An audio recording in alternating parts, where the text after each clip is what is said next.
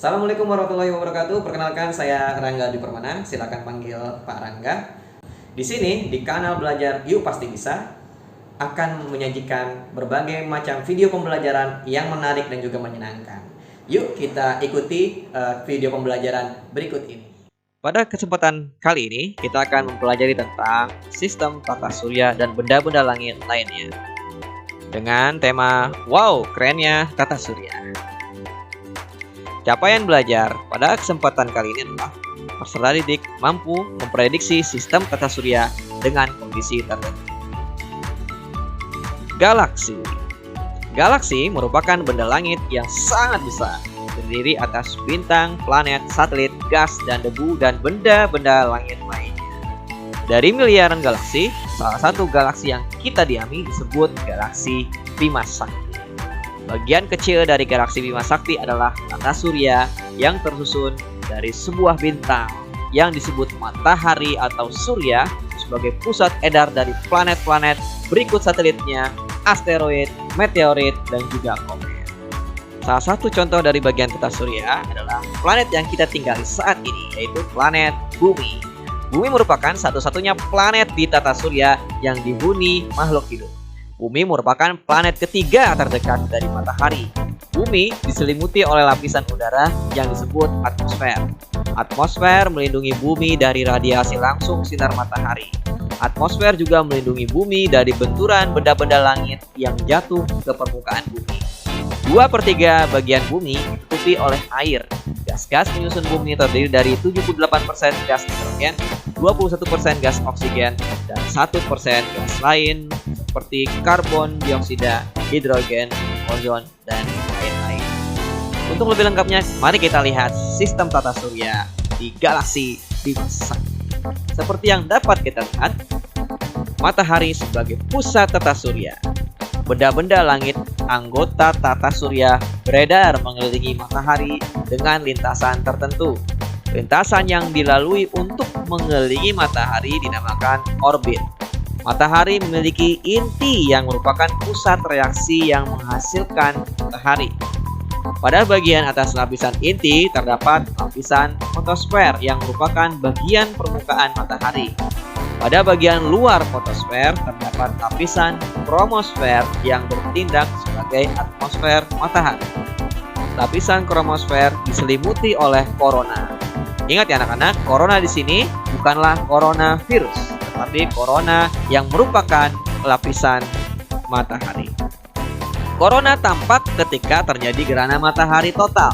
Bentuk korona seperti mahkota dengan warna keabu-abuan. Suhu rata-rata matahari kurang lebih 5.500 derajat Celcius.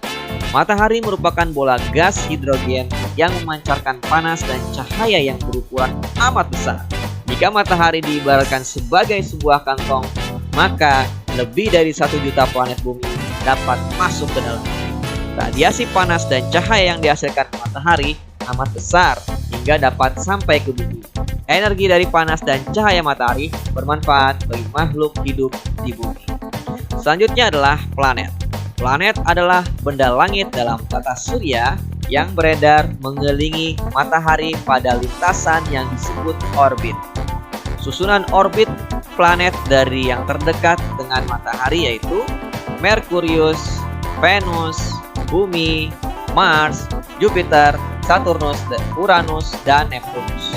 Peredaran planet mengelilingi matahari disebut revolusi. Arah peredaran planet-planet dalam tata surya berlawanan dengan arah jarum jam. Atas dasar fisiknya, planet dikelompokkan menjadi planet dalam dan planet luar. Dapat kita lihat pada gambar berikut ini. Ini disebut sabuk asteroid. Sabuk asteroid membagi planet menjadi 2 tadi, yaitu planet dalam dan planet luar. Jika berada di dalam sabuk asteroid, maka planet tersebut disebut planet dalam. Jika berada di luar dari sabuk asteroid, maka planet-planet tersebut disebut planet luar. Planet dalam adalah Merkurius, Venus, Bumi, dan juga Mars. Sedangkan planet luar Jupiter, Saturnus, Uranus, dan Neptunus. Setiap planet melakukan rotasi dan revolusi. Rotasi adalah gerakan planet berputar pada porosnya, sedangkan revolusi gerak planet mengelilingi matahari. Waktu yang dibutuhkan planet untuk melakukan rotasi disebut kala rotasi, sedangkan waktu yang dibutuhkan planet untuk melakukan revolusi disebut kala revolusi.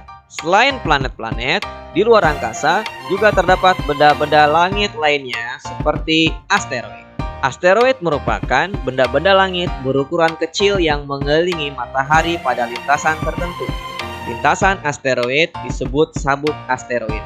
Sabuk asteroid diduga merupakan sisa batuan pembentuk planet dalam tata surya. Sabuk ini terletak antara orbit planet Mars dan planet Jupiter. Sabuk asteroid dikenal sebagai pembatas antara planet dalam dan planet luar. Asteroid terkadang menjadi batu-batu meteor yang bertabrakan dengan planet lain. Komet. Komet adalah benda langit yang mengelilingi matahari dengan garis edar atau orbit yang berbentuk sangat lonjong. Komet sering disebut bintang berekor. Ekor komet selalu menjauhi matahari. Semakin dekat dengan matahari, ekor komet semakin panjang. Komet terdiri atas bagian kepala dan ekor, sehingga komet disebut juga bintang berekor.